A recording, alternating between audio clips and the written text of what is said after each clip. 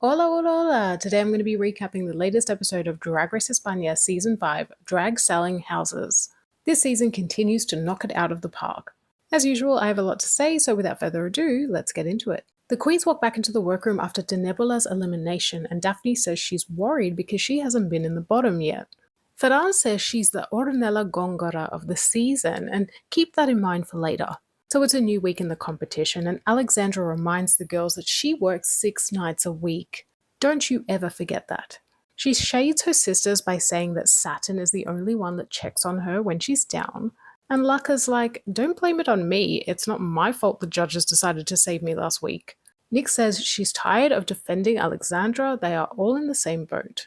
At that moment, Supreme enters the workroom and announces that for this week's mini challenge, the queens will be eating watermelon on a stick. Poor Laka, she was trying so hard not to throw it up. On their watermelon sticks is a name of another contestant. They need to create a portrait of said queen, and everybody has to guess who it is. Oh, and did I mention the portrait isn't on paper, it's on a watermelon? Nyx ends up winning €500 for giving the most accurate representation of Laka Odilia.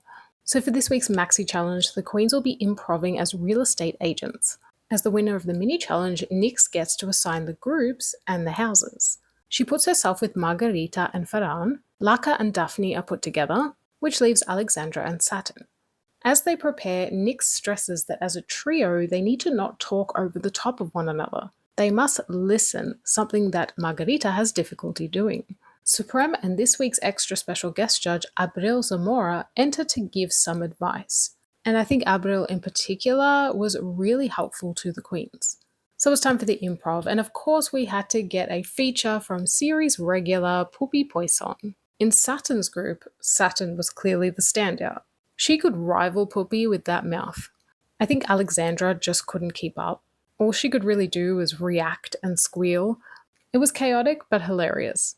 I actually burst out laughing when Pupi thought the urn was Alexa. In Ferran's group, Ornella Gongora makes an appearance. Remember Ferran saying that she felt like Ornella? What Nyx feared ended up coming to pass. There was no listening, there was talking over the top of one another, and it was pure chaos. They weren't even selling the apartment, which was the whole point. In Laka's group, and I say group because I'm including Laka's Tatars, we are joined by the icon Shani Lasanta. I think the girls were completely thrown off by Shani's frenetic energy, and the scene got quite threatening, especially from Daphne. Let's just say they weren't successful in selling. I thought Laka was funnier than Daphne though. On Elimination Day, the queens discuss how much they are missing home. They share letters and photos from their loved ones. And it gets quite emotional. So on the main stage this evening, we have Supreme Deluxe looking very 80s. I like it, but I don't love the wig. It sort of reminds me of a skunk.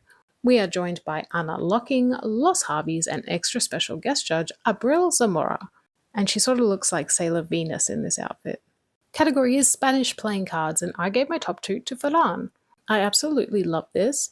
It fit the prompt and it reminded me of a pack of cards I used to have as a child. Let's take a moment, however, to acknowledge how robbed we were of seeing Denebula's runway.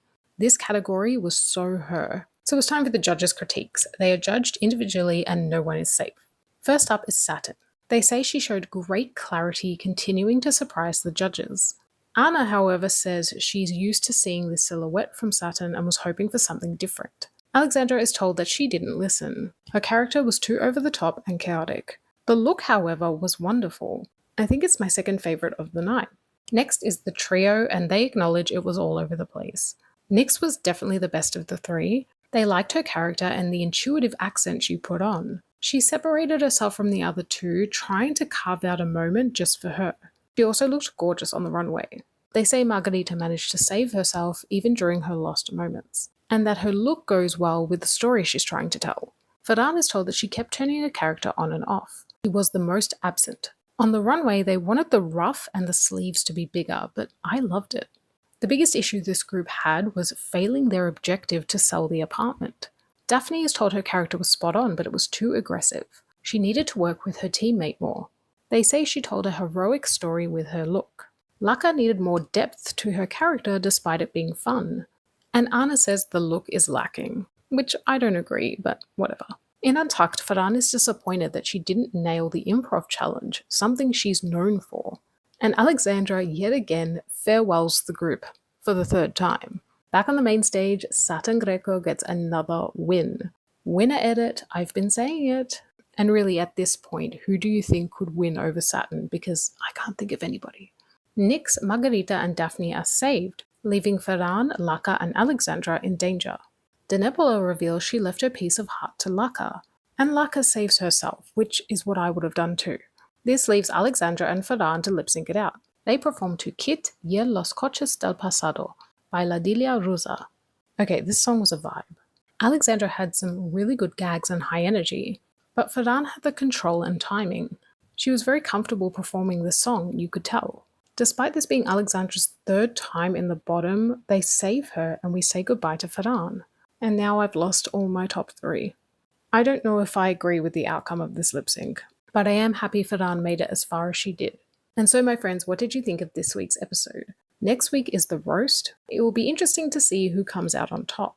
This is a very strong top 6. But as always, let me know your thoughts, and I'll see you very soon for another recap.